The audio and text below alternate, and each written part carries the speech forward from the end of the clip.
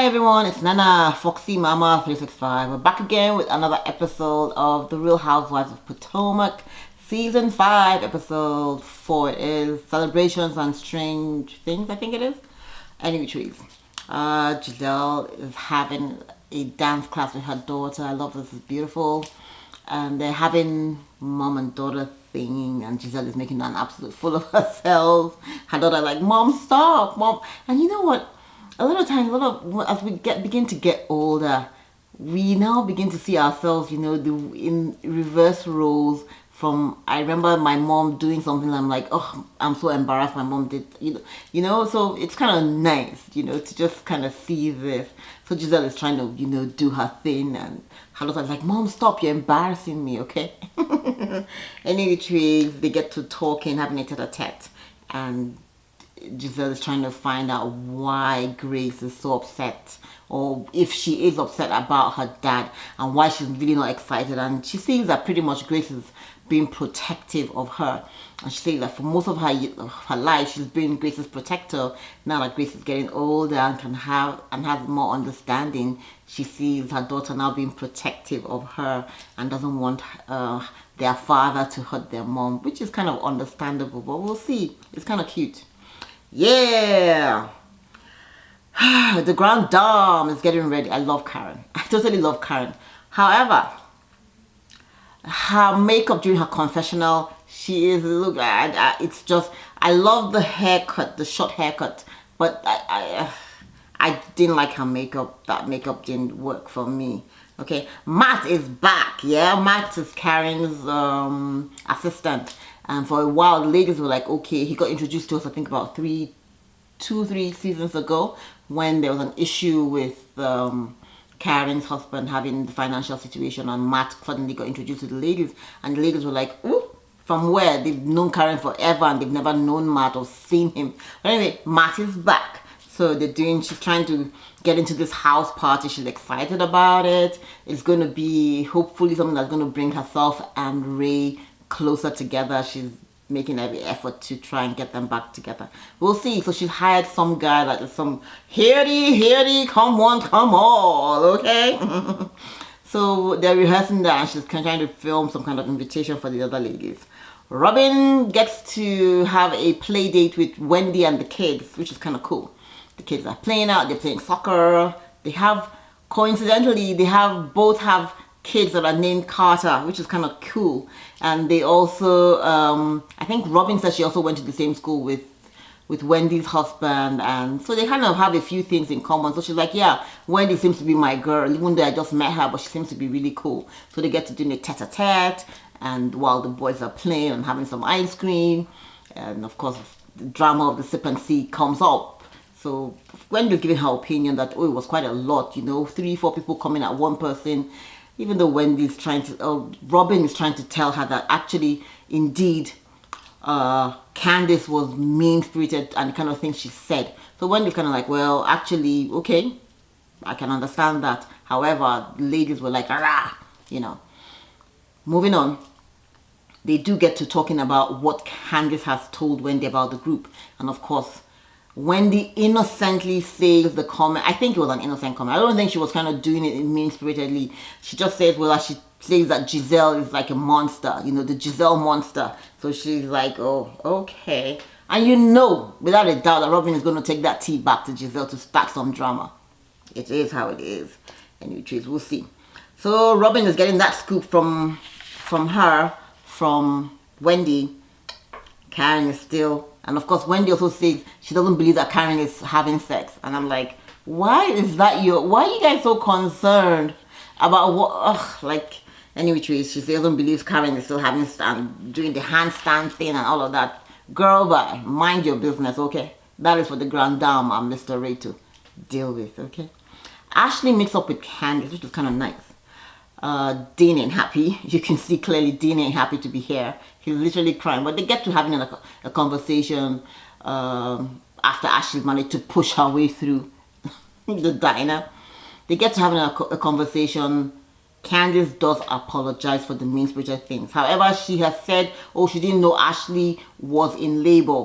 So, you know, and I'm thinking, but the lady is pregnant and you know she can literally have that baby at any time. And that's why I'll talk about the maturity and being sensitive to people's situation, which I thought Candice, you don't need to know when she goes into labor to know that you need to stop the fury of, you know, or the rant and all of that, the rage coming at her. It was just wrong.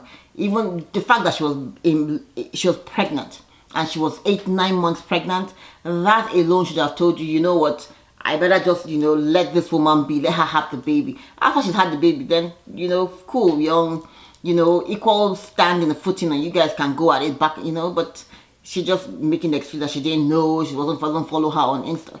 Anyways, they get to a good place, which kind of seems nice. They're going to start from ground zero. Cool, good for them. Moving on. While they're at lunch, the grand dame sends her invitations. Hear ye, hear ye. Come one, come all. The Hugers are back in Potomac. I'm such an idiot. Okay, moving on. So yeah, they get Karen's invitation and they're like, what? So some people are finding it funny. Some people are like, we also see Wendy and her husband are like, what in the world is going? So are you going? I don't know. Karen's always, you know, shady when she sees me. Well, we'll see. And of course, Giselle and Robin are like, what in the world? And at this point, we also see Giselle and Robin catching up on the tea and saying that, oh, look, you've been called a monster by Candice. And Giselle is like, really? Candice is, you know, doing... In my opinion, she just, you know how some people just talk? It's just talk. So it really wasn't mean spirit. It really wasn't a big deal. However, the comments about Giselle's home being what you call a tear down or a cabin, a $900,000 cabin. I don't know any $900,000 cabins, but okay, it was a $900,000. Maybe those were mean-spirited tweets, you know. But the comment about being a monster, I wouldn't take it too much to heart. That's pretty much what it is. Okay? Well, anyways, Giselle is having none of that, okay? Monique and Chris have a beautiful, candid conversation. And I love this. And I wish more couples would show us this part of their lives. In that when it's tough, you know, like everything, even though you might have all the money in the world, it is still not easy being a stay-at-home mom with little children, you know. And even when you have help, sometimes if you want to also, the kids just really always want their mom, you know. Even though you have the help, the kids still want you to be there for them, you know. So Monique is like being torn in 3 different places, and she's trying to get Chris to look, listen, I need us to, you know, get back to like doing a few things together, date night, you to chip in and probably do more. And of course Chris is here saying, girl, you have access to the funds, so you can get people to come help you and all of that. I think I get where I'm really happy with this conversation, because marriage is not easy and it takes 2 people trying to work at it. So Monique is just pretty much saying, I don't want to always have to be the one to always be planning a date or to wanting to surprise you or do stuff for you. I want from time to time you actually want to surprise me. You just saying, hey babe, you know what, I have, you know, I'm going to bring your mom in town, you know, for 2-3 days and we're just going to take off without the kids, you know, spontaneously just, you know, do some stuff. It's hard work. So, and money, like Candice said, can't fix everything, but money does help, okay? So girl, take the help you can get, and shh. Okay, moving on. Giselle and who's that? I don't know. Giselle is speaking with her friend Kyle, and Kyle is showing Giselle's house, which is still kind of not yet there, but we see it's coming together. It looks beautiful here and there, but some parts are still a mess. And anyways, Giselle wants him to work on this wig, and he's like, girl, bye. Okay, that wig needs to go. She says, no, it's got to stay. You're gonna curl it down, okay? I'm wearing this wig. So anyways, they go to get to talking about Jamal, and once again, this is Giselle's storyline for this season. She can't understand why the kids don't like their dad and her being together. They were so excited when it was charming. When they were together, when she was with her ex-boyfriend, I think that's his name, Shemaine, oh, whatever. Anyways, but the girls are not like excited. And I understand that, because probably, like Carl said, it's probably because, you know, over the years, the 12 years, they've seen and heard so much, you know, whether it's by way of, you know, the internet, social media, friends, family, even their mom talking about him as a cheater, cheatation, and the pumpkin eater, and all of that. So all those things, you know, with kids, it stays. We remember a few of these things, and especially when if we see our mom crying or unhappy. So pretty much he says, well, you two of you have to come to an understanding and have to carry the children along with you, and you have to lead with love. I don't know what that means, but okay. Lead with love, Giselle, okay? She's forgiving him, fair enough. You know, however, the children also have to hopefully forgive him. Karen Huger, the Huger party, the new house. She's now back in Potomac, okay? Hear thee, come on, come on. So Giselle comes in first. And I'm seeing that Karen and Giselle keep, I think pretty much it is a fight for who is the head bitch in charge on Potomac. I would give the title to Karen. However, Giselle is always in the mix. So with that, in other words, she's always stirring the pot. So pretty much, well, who do you guys think is the HBIC? So which is, we see Karen and Giselle always going back and forth. First of all, Karen says, no Jamal. And Giselle's like, where is Ray? Ray is not wasn't in the invite. And Ray's like, girl, I am the Huger, okay? How do you think she got that name? I like that. So she's like, yeah, bitch, hush it up. So you see them going back and forth, which is kind of ridiculous because, anyways, they're fighting for the title, for the crown, okay? So all the ladies come in, Karen and Wendy. This situation is funny. Wendy comes with her husband, and as soon as she literally gets there, not even after the hi, I don't know, this might be production just making it look like, you know, Karen is like, hey, where's Ray? I gotta go. As soon as she sees Wendy, it might not be that, it might just be production making it out to be that. But anyways, Karen literally just says, hi, where's Ray? Okay, got to go, okay? So all the other ladies show up. We have Ashley, Robin, everybody. Of course, Robin shows up late as usual. But this time around, she comes in with some pizza, which is kind of cool. Because the last time they dropped pizza for Karen, it wasn't so nice, okay?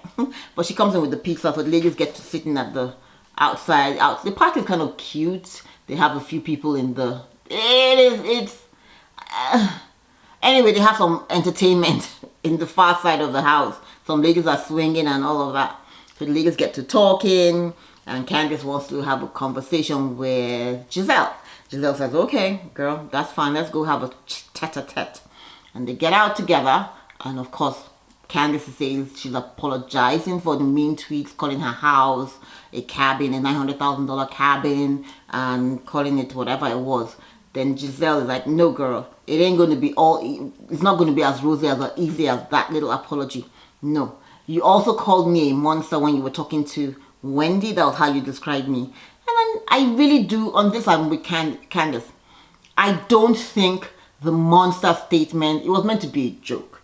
But Giselle is not finding it funny. She thinks it was mean-spirited. And I really do believe that Candice said it was not out. It wasn't a malicious statement. It was just like, ugh, that girl is just so, you know, kind of like, oh, she's just a monster. She's a grizzly bear, you know. I just don't think it was such a big deal the way Giselle is taking it. Anyways, it ain't gonna work. So Karen comes out looking like Beyonce. Give me some Karen, okay? I